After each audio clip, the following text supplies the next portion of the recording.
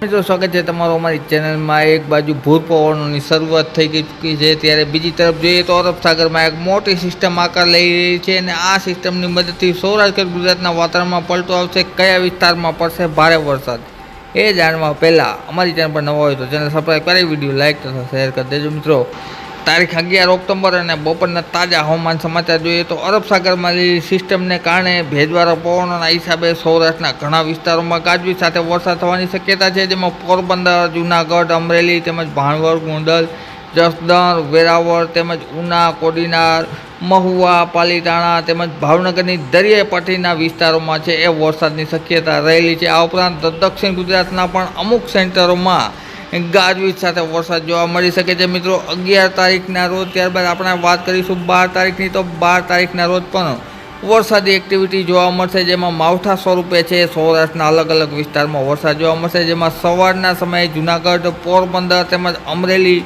ગોંડલ, વેરાવળ, ઉના, કોડીનાર તેમજ તુલસીશ્યામ, આ ઉપરાંત ગીર, ધારી, અમરેલી વિસ્તારના ખેડૂતો માટે ચિંતાજનક સમાચાર ગણાવી શકાય। મિત્રો આ સિસ્ટમની મદદથી ઘણા વિસ્તારોમાં માવઠું છે એ હવામાન ચાર્ટ બતાવી રહી છે। આ ઉપરાંત સાંજના સમયની વાત કરીએ તો સાંજના સમયે વરસાદનું જોર 12 તારીખના રોજ વધારે પ્રમાણમાં જોવા મળશે, જેમાં ગીર વિસ્તારમાં, જૂનાગઢમાં તેમજ વેરાવળ, આ ઉપરાંત ઉના તેમજ મહુવા અને અમરેલીની દરિયાઈ પટ્ટીના વિસ્તારોમાં છે એ માવઠું મોટા સ્વરૂપે થવાની શક્યતા રહેલી છે। ત્યારબાદ પશ્ચિમ સૌરાષ્ટ્રમાં વાત કરીએ તો દ્વારકા તેમજ ખંભાળિયા, ઉપરાંત પોરબંદર, ભાણવડ તેમજ સાથે સાથે જામનગર, કાલાવડ, જામજોધપુર વિસ્તારમાં, રાજકોટમાં, જસદણમાં તેમજ ચોટીલા અને ગોંડલના વિસ્તારોમાં માવઠા સ્વરૂપે વરસાદ છે એ જોવા મળી શકે છે।